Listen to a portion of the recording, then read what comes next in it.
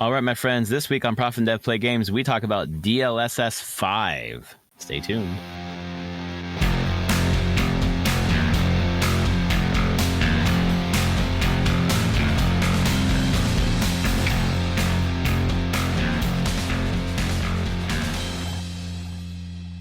All right, my friends, welcome to episode 518 of Prof and Dev Play Games. My name is Larry the Professor. I play video games. Over there is Anthony the Dev. He plays video games as well. He also makes them.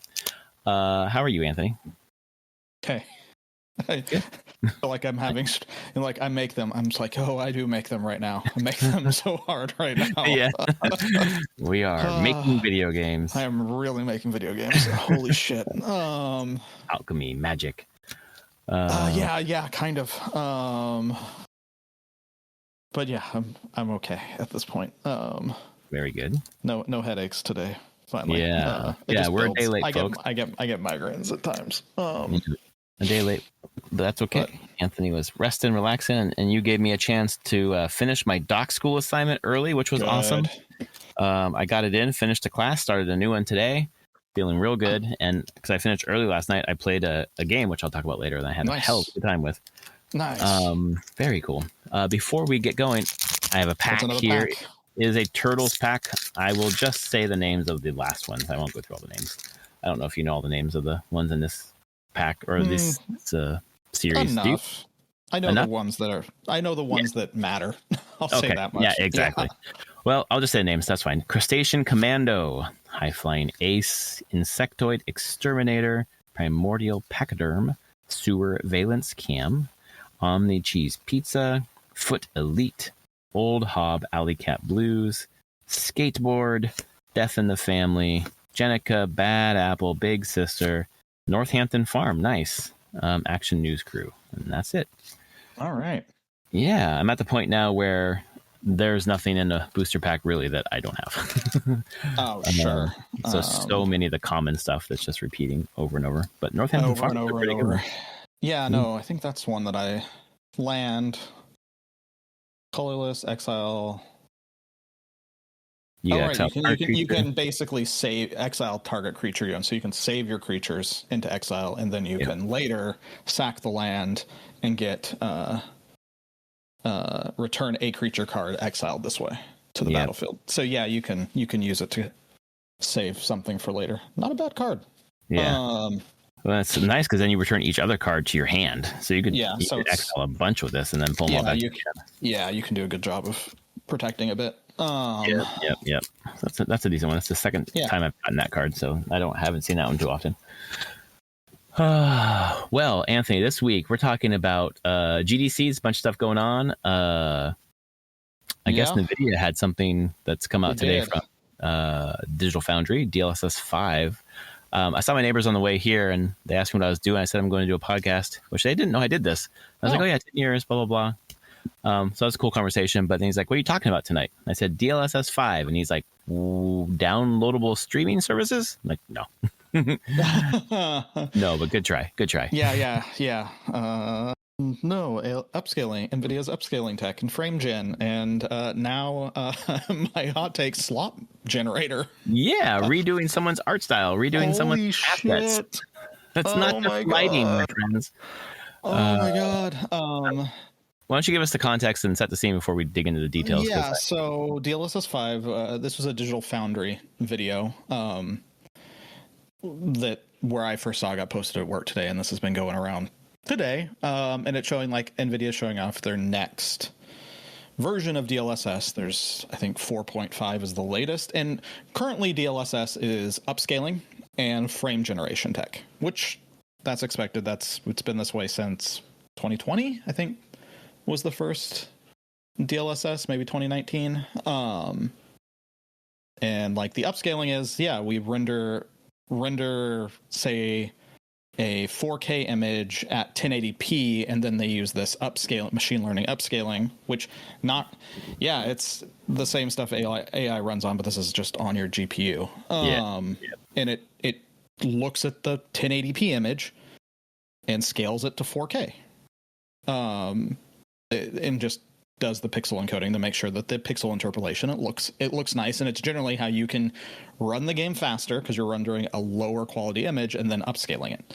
It's gotten better and better and better over the years to their latest version, which does look really good on upscaling.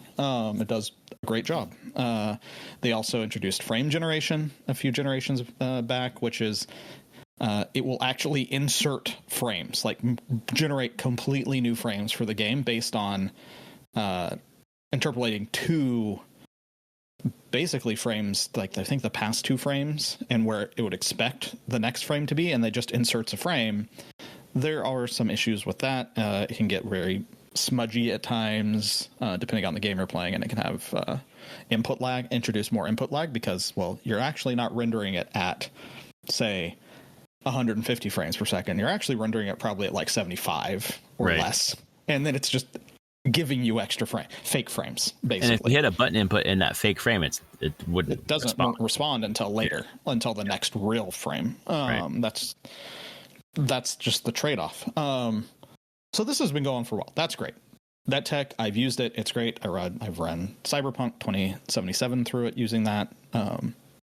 It does what it's advertised.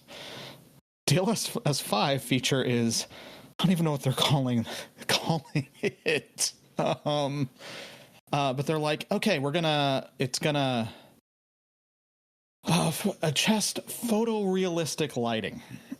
So they're gonna take the image on screen, and instead of just interpolating, upscaling, or generating a frame, they're actually gonna like touch up the image with better lighting. The first thing that this Digital Foundry shows is Grace from Resident Evil 9, and they show what it looks like normally, and then with DLSS 5 on, yes, the lighting does change. It's a more natural light, but more than the light, it actually just straight up changes her face. Yeah, like, it changes the geometry. It's not even geometry, because that's the thing. It doesn't change geometry. This is like a TikTok filter. Like AI filter on your face. That's what it's doing to the frame. Because it looked like it was adding, like it was changing her jawline. It changes her eyes. It changes the jawline. Like, yeah. But it is this. It's deep fake. It's a fucking deep fake tech to an image on screen, real time, and it completely like changes what the character looks like. I'm like looking at the thing. It changes what the hair looks like. The eye, like I said, the eye shape, the eye. Like the makeup coloring, like the lips are different, the nose is like the whole face. It's still recognizable as the same character, but it's like, oh, they've put it through an AI. When someone puts their own face through an AI filter to make them look better. That's what it's doing. This isn't just lighting. Yeah. Do you think Capcom was involved in this demo in any way? No. Oh, jeez. I mean, I probably not in any major way, or maybe they were, or just said like, hey, you can use this for DLSS 5 presentations. I don't know if they expected this. Yeah, exactly. Because it's one thing like to upscale and add frames, whatever. You're not actually changing the look of the game, but this is actually changing the art direction of the game. They showed this off. They showed AC Shadows, and the joke at work was like, oh, that's supposed to be like dusk, but when they do this lighting pass on it, it looks like midday. Yeah, it does. It's not shadows anymore. AC Shadows. Like, what are you doing? Yep. I hate this timeline. I really do. It continues to get yeah, people at work and everything, we've been joking online. I've been joking. It's like, do you ever see that like paint overs of like people were unhappy with the sexiness of or the non-sexiness of Aloy in Forbidden West, and someone made like their what they think Aloy should look like, which was just basically a little sexier, a little more anime as their paint over in the game. I'm just like, oh god, this is what's going on with this in real time. They're gonna do this. Wow, never saw that. No, there's a whole thing where people just were like a group, very small group, but vocal, were like, see, this is why we can't, like, we're never gonna have like sexy female characters in games again. I'm like, bullshit. Like, right. And so like, well, this is better art direction they made. It was someone like hand drew a better, or like did a touch up, but of what they thought was better. But that's effectively, it felt like what now Nvidia is will let people just be doing automatically. And just make it. I watched the whole video, and like the stuff that they're just doing, I'm just like, oh cool, all games are just gonna look the same. Yeah. All the same. It's all gonna look like the same AI sloppish kind of filter on everything with this. It just feels like the homogenization everywhere. Like I was thinking about today with my college, where folks are making decisions because other colleges are making those decisions, and it's like, you're making us all the same. Then why would a student come to our college versus another college if they're all the same? Like, who cares? Like everything doesn't need to be the same.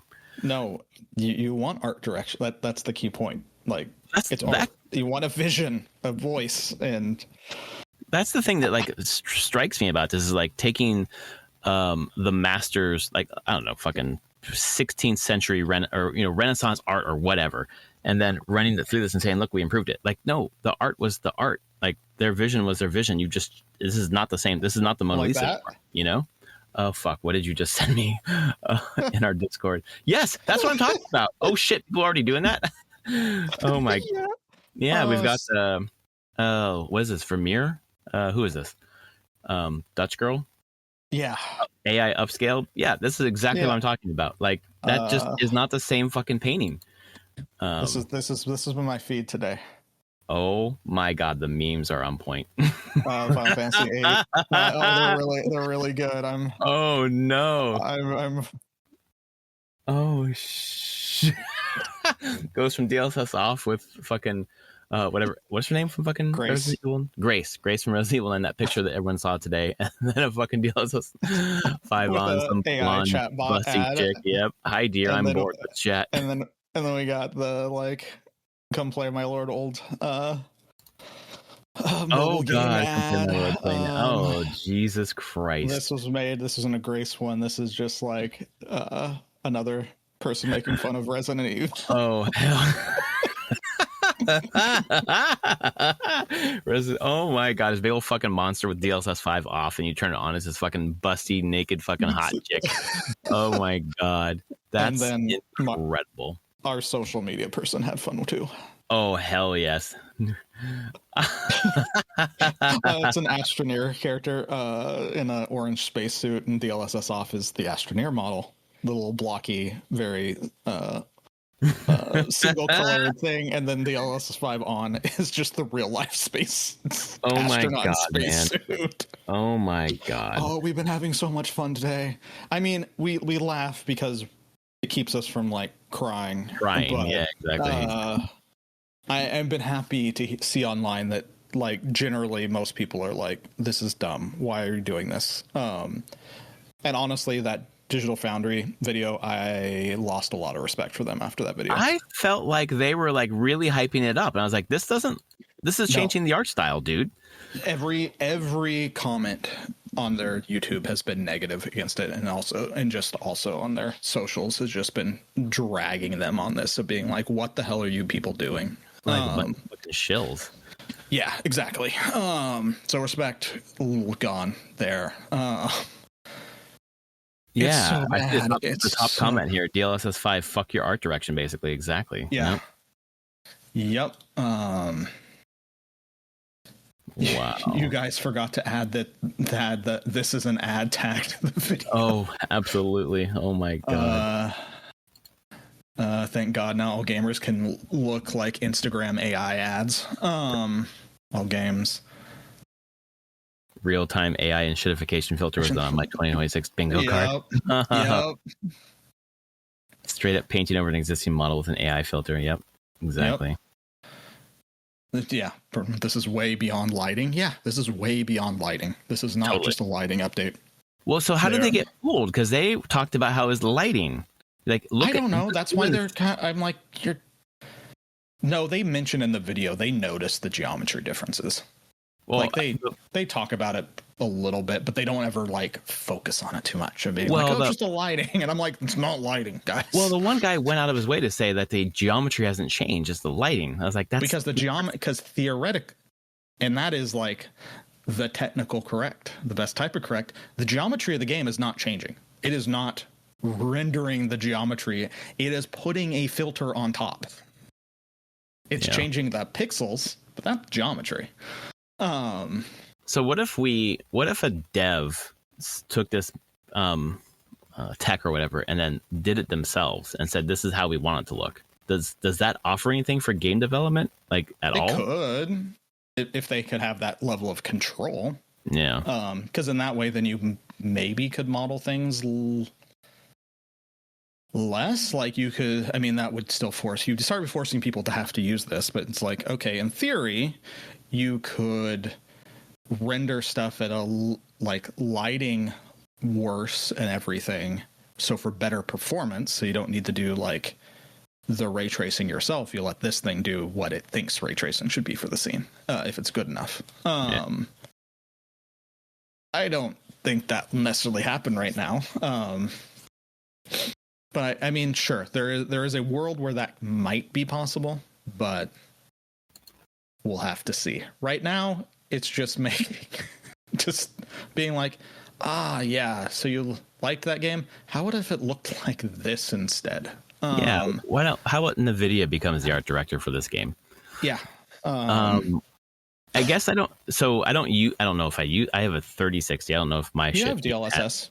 Yeah, okay. It has DLSS. So if I had a 5090 and DLSS 5, could I opt to turn it off? Yeah. It's probably going to be something you would toggle on or off. Okay. Yeah, like you don't have to do it this way. It's just more that this is what they're like, it shows a vision for what Nvidia wants this technology to become. Yeah. That is very different than giving you better frames. Right. And more frames or being able to better perform. This isn't a performance thing. They're like, no, now we actually want to change the image completely. Right. We want it to look photorealistic. Realistic. Like we will make a choice on what this should look like. Which has been very different than what DLSS 4.5 and below have been, like I said. So this just, I'm like, is this the direction Nvidia feels like this tech should go? And if it is, like, great. Then now, I guess we'll have very differing experience of what games people play and what it looks like. Right, exactly. You could be playing the same game that look. I mean, I guess that would look very different. They can look very different now. But I guess if you have different rigs, like I guess it would look different in terms of like. Yeah. But that's how the developer intended for it to look. Yes, on those different settings. So now it's like, don't know what the developer intended this to look like. And who knows what options they're giving players to like mess around with how the game looks, which there is a part of me that's like, fine, modding allows people to go wild with whatever they want to do. Right. But it, again, just feels weird when it's coming from Nvidia. Yeah. This isn't a modding scene doing this. It's like Nvidia, the giant company, being like, no, let's make it very easy for games to just look like this now, because we think this looks better. I mean, they're all in on AI. They're making all their money on AI now. They're not even in consumer cards. I mean, that is actually the thing here is the people. I'm like, jokes on all of us. No one will ever get to use this anyway because we're not going to have cards to do it. That's true. Fuck. And who knows? They didn't say what GPUs can actually will be DLSS 5 compatible. I assume the 5000 series will get this, but well, so this says coming fall 26 DLSS 5 brand new technology for RTX 50 series. Yeah, so my graphics card, I have one. I could do it. You have 5070? 5070. After my 3080. Yeah.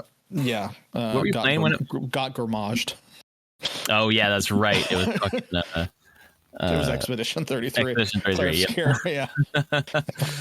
That's my joke. My graphics card got gramaged. Yeah, totally. Speaking of side tangent, didn't Ben Starr and fucking Matt Mercer have a Square Enix video today?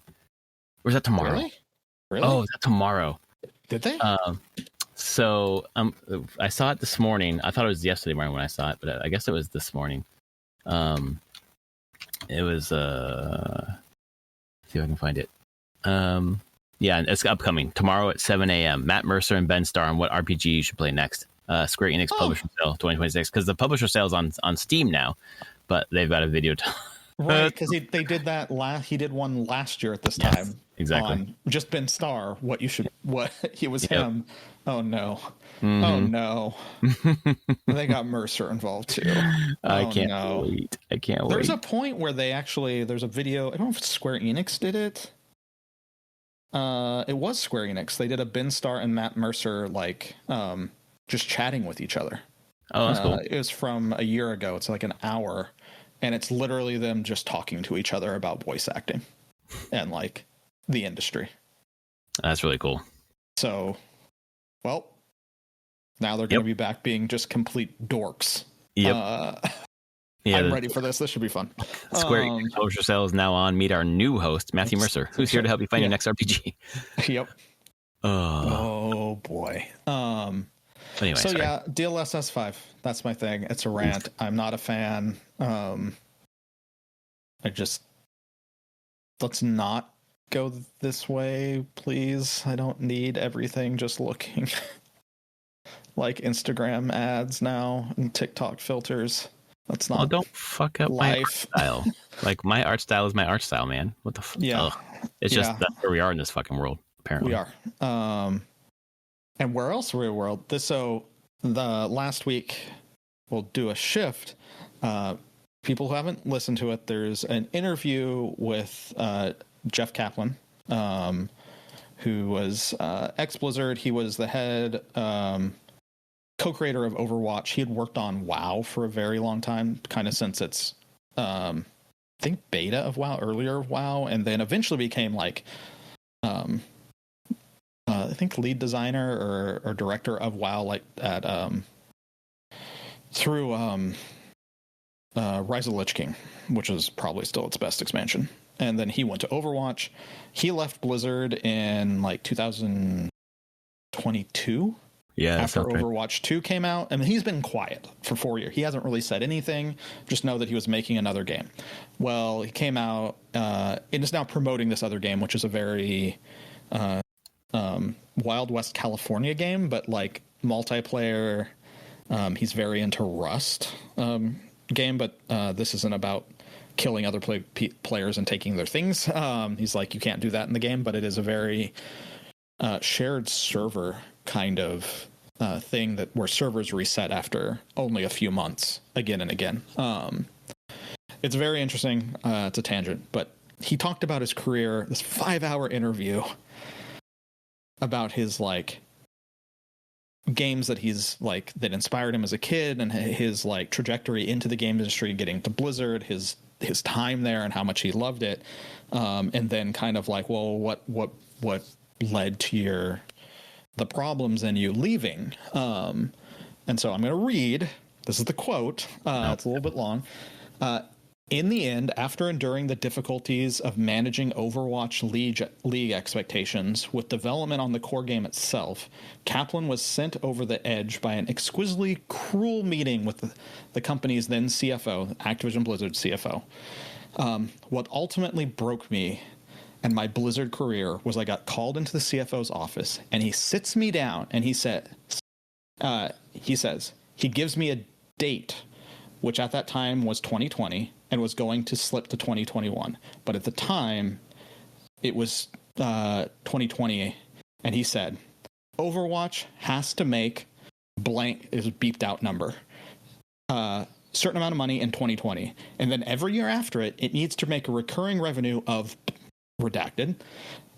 And then he says to me, if it doesn't do that number, we're going to lay off 1,000 people and it's going to be on you. Whoa, fuck. And that was the biggest fuck you moment I've ever had in my career. And it felt surreal to be in that condition. He's like, just broke him. Wow. And he left a few months later. Yeah. But he was basically like, yeah, you will make this game make this much money.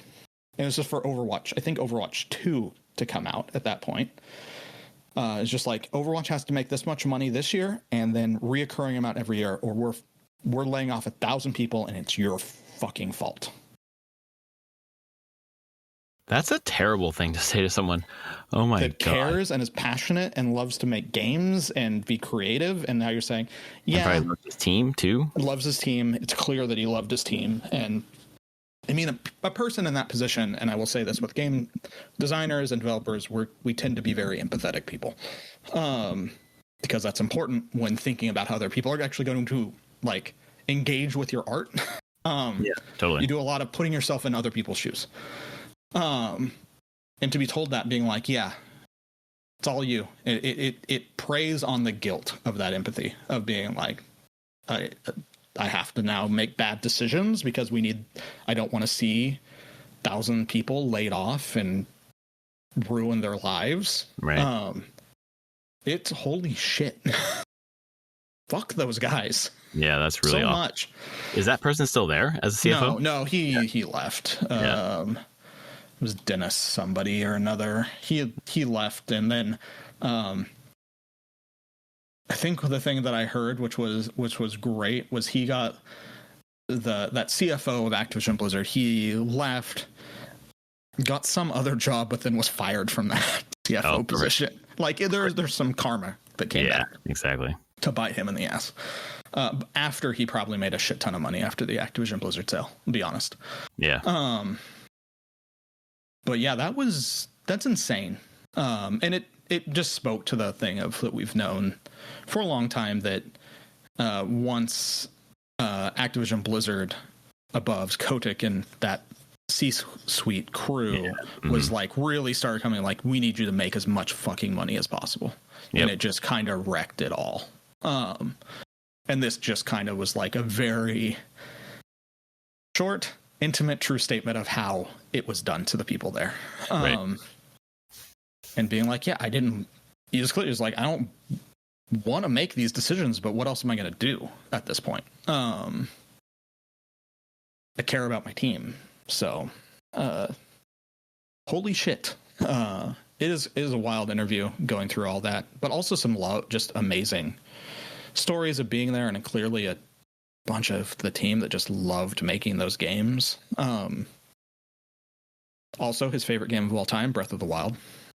Great choice. It wasn't great. He was like, yeah, so there's that, and then I can list off some other games. And it was actually funny. He was saying that his son is also in game dev, and him and his son were playing Breath of the Wild roughly at the same time when it came out, and was the statement of being like, his son was like, I love this game, but it makes me sad because I'll never do anything as good as this. In terms of making games? Yeah. Oh my God. But in a way, I understand that feeling. I play Breath of the Wild. I'm like, sure. I'm never making something like this. Like, I'll make good things and I'll make things I love, but holy shit. So it's a fun interview there of being like, this guy has a lot of care and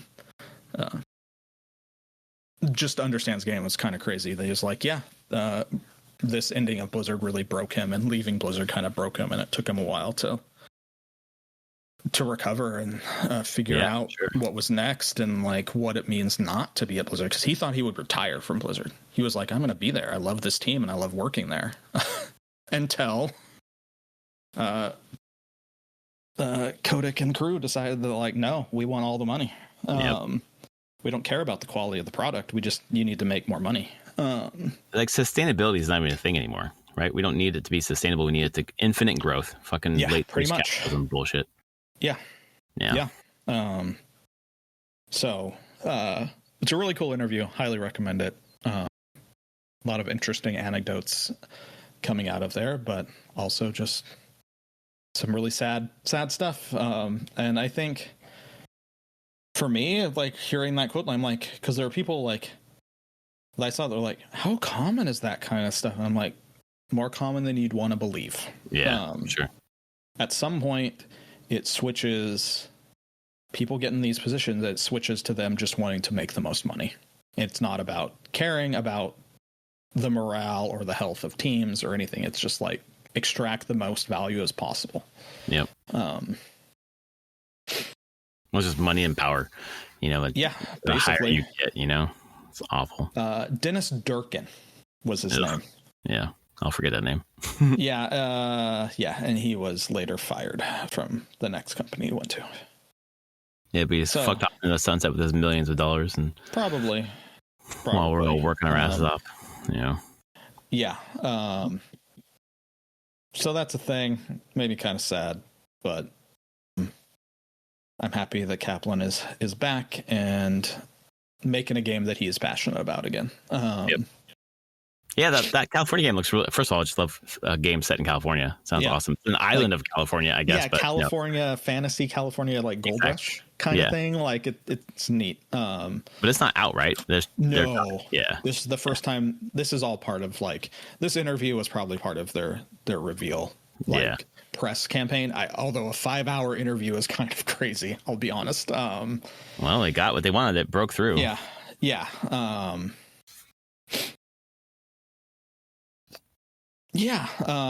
mean, he has a lot of just stuff about he's come out swinging again. I'm like, oh right, this was the guy who sometimes would just be like, yeah, I'm just saying what I feel here, not in a bad way, just in Jeff Kaplan's advice to people who complain about video games they've never played. Shut the fuck up. Shut the fuck up. Yep. You never played that game? You're not gonna play that game? I don't give a fuck what you think. I don't care about your opinion. Yeah, exactly. And he tells the rest of his team, don't care about those people. That's not who you're making it for. Exactly. And it's true. You're not. If they're just going to complain, they just want a thing to complain about, have no intention of ever playing it, it's not worth the time. Find your audience that does like the game. Especially when the fucking YouTube algorithm is built off of hate anyways.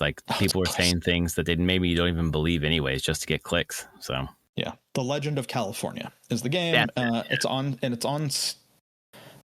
Steam right now. Oh, cool! You can wishlist it. I'm going to wishlist it because it deserves it. As soon as he said it wasn't going to be PvP, it's PvE. I'm in. Yeah.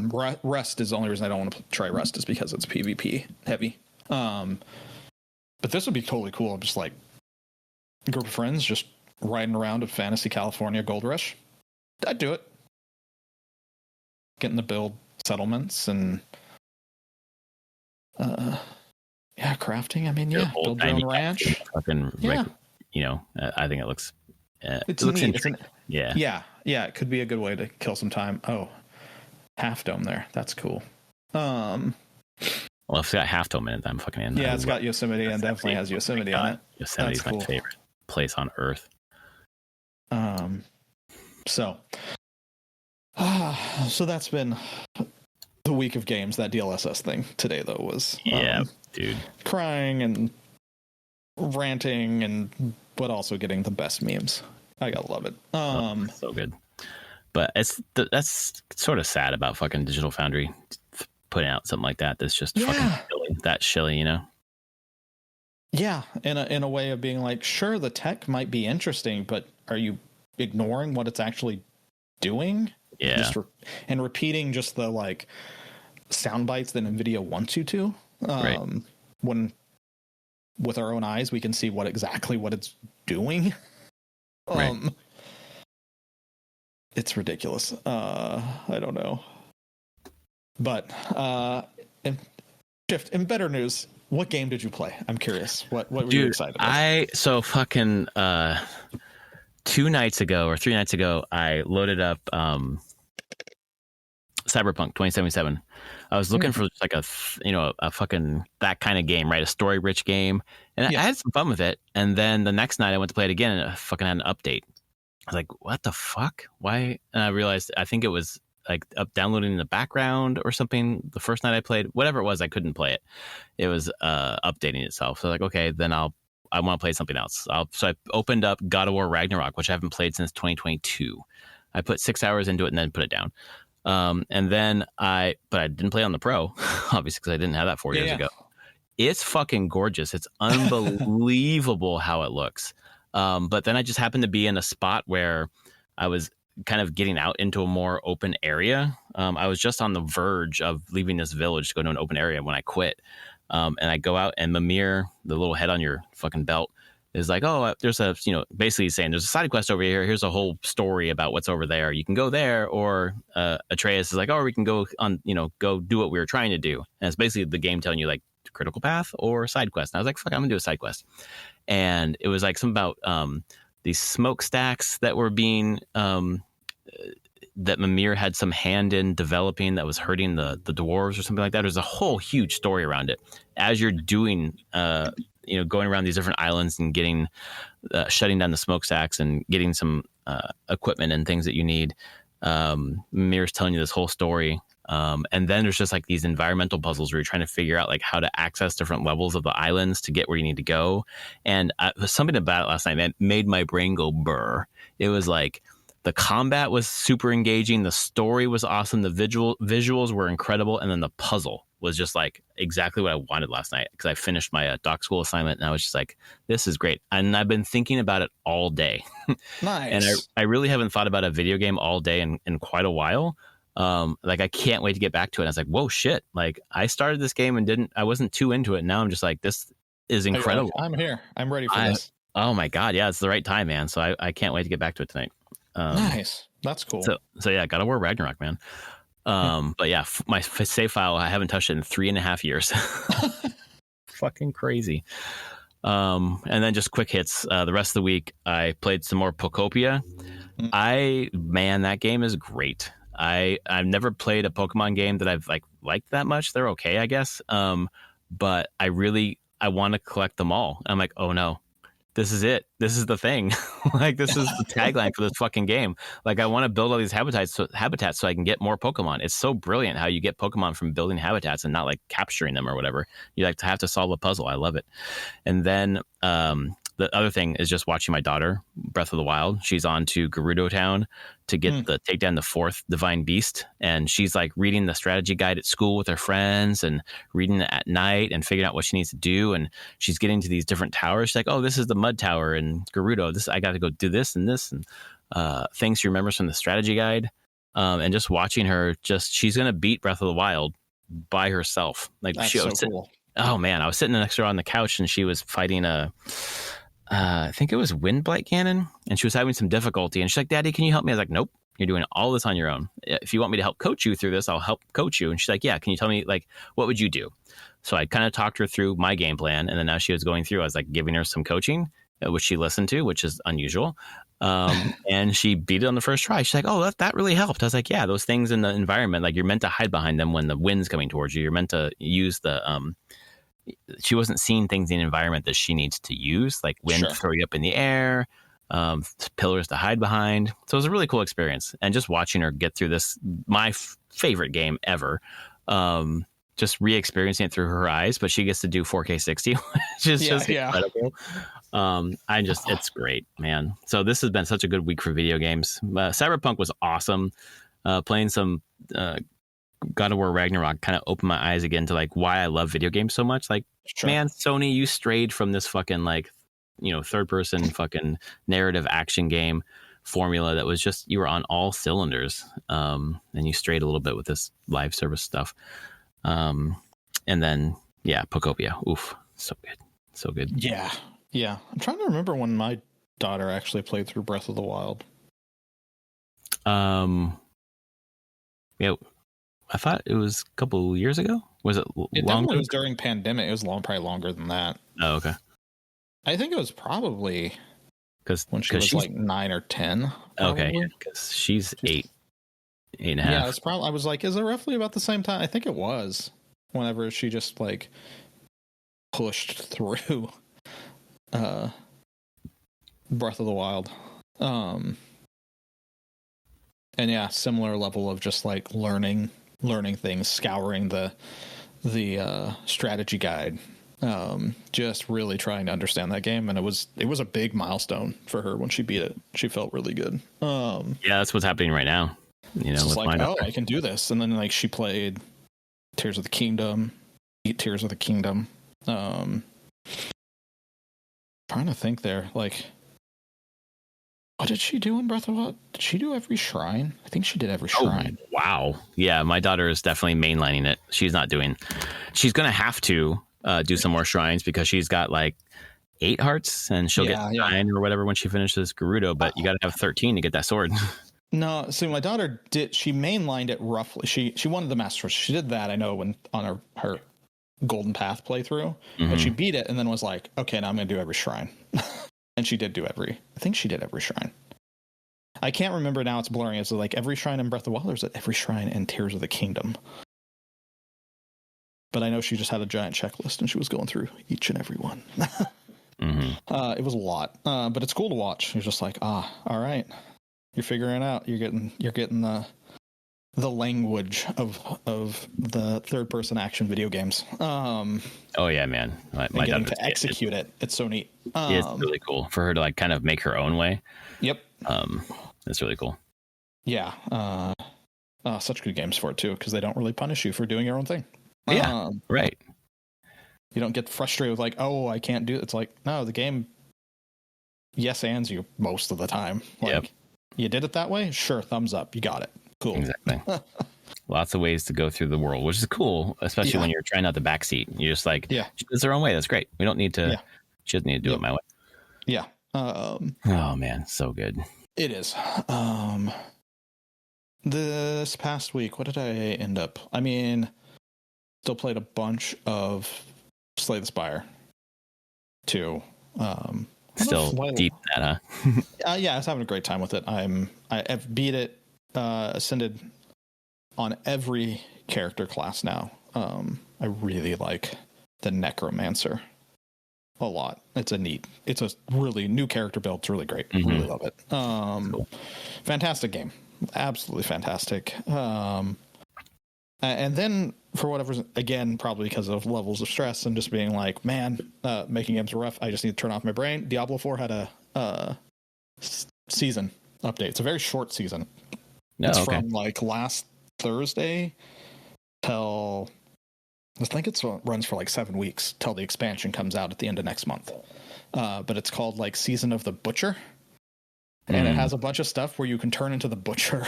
Like from Diablo 2, Diablo? Yeah, the Butcher is part of Diablo 4 as well. The Butcher can randomly show up in, it's always since launch, it can show up in dungeons and attack you. It's a really hard boss.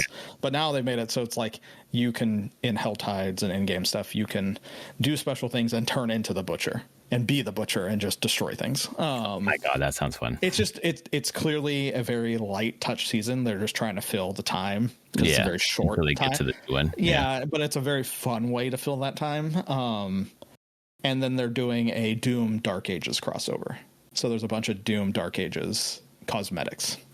That's kind of that makes sense. It's a good crossover. I'm like, oh, it's all demonic and everything. I'm like, okay, yeah, I will give you this one. Is it perfect crossover? No, it's futuristic and sci-fi-ish for Doom, but at least like kind of the visuals, especially Doom Dark Ages, kind of overlaps a decent amount. They have like the Doom Dark Ages like shield cosmetic that you can earn in game, which I did. Bunch of weapons that look Doomish like. It was a good one. I was like, okay, I like it. This is decent enough. It's a good filler. I just want to destroy some things and watch some numbers go up. It's a good way to pass the time when I need to just not think about actually making a game. I'm doing that a lot right now. That was the main thing. And then outside of gaming, I watched all of the second season of One Piece live action. Oh, nice. What do you think? I enjoy them a lot. I've never watched a single episode of One Piece anime or read the manga, but I enjoy the live actions. That's cool. They are visually insane. Like truly, like you either buy into this or just like you're going to bounce off so hard. But it is. They are not trying to mainstream One Piece at all or an anime at all. They're like, honestly, kind of like, unfortunately, what Cowboy Bebop ended up doing live action, which was like really shaved off what mattered about the show. One Piece live action, I could actually watch and be like, oh no, I don't think they're shaving stuff off. Like they are embracing the weirdness of this, of the characters and anime and everything, and just like, how do we do this live action? like, well, this is how you do it. A lot of animatronics, a lot of over-the-top characters in the best ways. So I enjoyed it a lot. I'm looking forward to more of it. So I'm not going to watch the anime, though. I have no interest in watching 1,000 episodes. Isn't it like, isn't it so fucking it's massive? over 1,000 episodes. It's been running since 1999.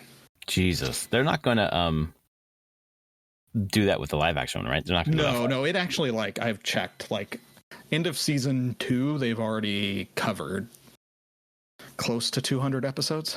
Oh, then this is the way to get into oh yeah, everyone's I would totally say, just like, screw it, you don't need to watch anything else or read any manga, just this is great. And it has the ability, from people that I know at work that have, like, actually watched the anime and stuff, and the live action has the benefit of so much of the story being out there that they can, what they're doing very smartly, pull stuff from later in and hint at later stuff, like change the story just enough to be like, oh, this makes this better because we know where it's going now. And so we know, oh, this, if we do this with this character now, this will be beneficial later, and we can hint at future things.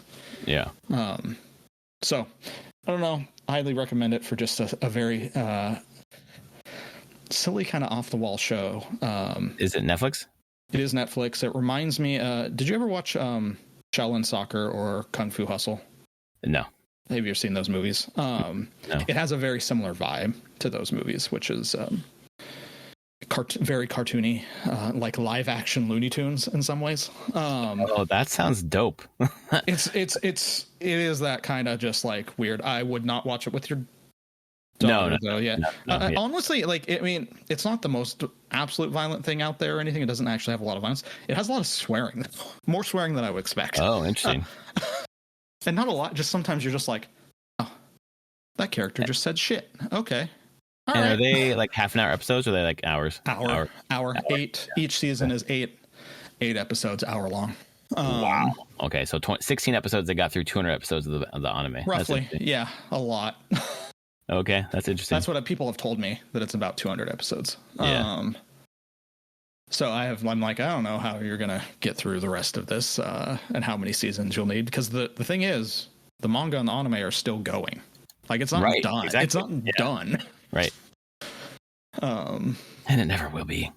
Yeah, it's kind of my feeling. I'm like, I don't know. I mean, why does the creator want to stop doing it? Right. Fun. Yeah. So that's how I passed my week. It was good. Well, that's good stuff. Not bad at all. Cool. Anything else for the podcast this week? I'm good.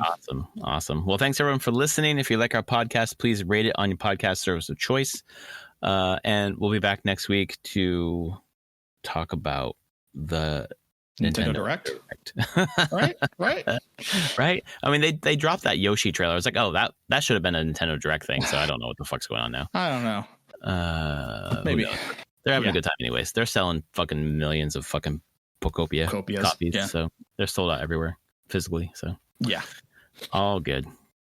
All right, folks. We will see you next week. Later, everyone.